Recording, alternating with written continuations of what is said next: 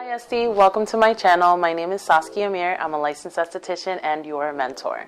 If you're passionate about elevating the esteem of being a licensed esthetician, then you're in the right place. Before we get started for today, if you haven't already, please go ahead and hit the subscribe button and also click on the notification bell so that you don't miss an upload. And if you're new here, please go ahead and feel free to introduce yourself in the comments below. I love meeting my fellow Esties. So now let's get started. Today's topic of conversation is going to be about how to elevate our esteem as being professional licensed estheticians. I feel like it's kind of important for me to share a little bit of my background and express to you why I feel like this is an important topic to talk about. After I graduated from my bachelor's at Stony Brook with healthcare administration, I was still interested in becoming an esthetician. However, I felt that it wasn't necessarily a profession that I could do that would be able to sustain a livelihood that I was interested in creating for myself, so I put it off. I worked in the healthcare industry for about 9 years before I even tackled the idea of entertaining aesthetic school, and finally I just decided, okay, if I'm gonna do this, I need to do this now, and that was before I had my baby. So I went to aesthetic school while I was pregnant, just to make sure that I was able to accomplish it prior to becoming a mom. Now, I have zero regrets about doing it that way because I've learned so much along the way, and I've been able to bring in a lot of my experience in the field of healthcare and just working as a professional into my profession now and my career now as an esthetician. What I did find along the way was that there's a lack of regard and respect for what we do as licensed providers, and I think that the transformation has to start with us.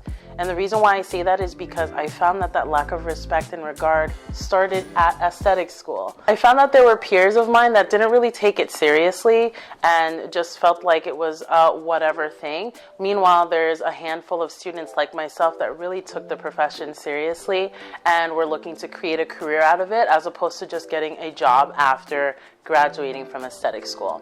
So, all that being said, I feel like it's very important for us to come together as licensed estheticians, as professionals, and change the way we talk about the profession and make sure that we kind of elevate the esteem around being a licensed esthetician. So whether you're a new esthetician or somebody who's been in the field for a while, these are a couple of things that we can do to elevate the esteem behind our profession. The first thing is to speak highly about what you do, what we do.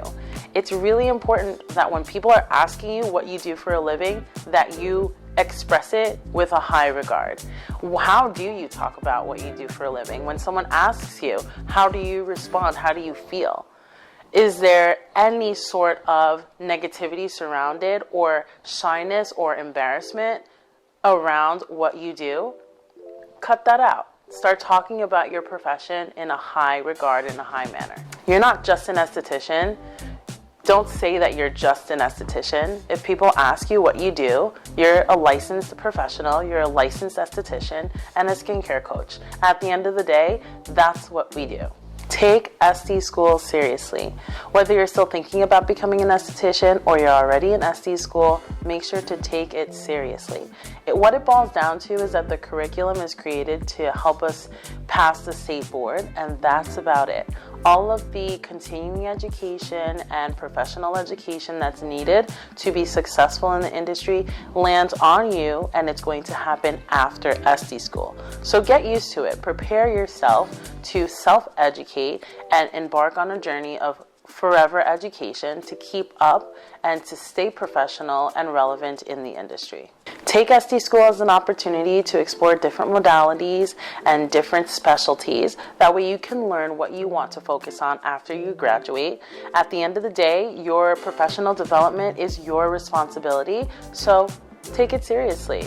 Quality service is key. I cannot emphasize that enough. Even while you're in ST school and you're treating your peers, your educators, your models, it's important to start experiencing and developing your quality service from the start, which is ST school. No matter how new or seasoned you are, quality is one of the pillars of creating a successful business. And your definition of quality is going to evolve and change as you become more experienced, but do not wait for that experience to come in order for you to start providing quality service. Do the best that you can, become exposed to high quality service so that you can create what quality means for you and the services that you provide within your business. As skincare coaches, it is our job to educate and inform our clients. Teach them what you know and learn what you don't. If you don't know something, let your client know that you don't know, but you will find out.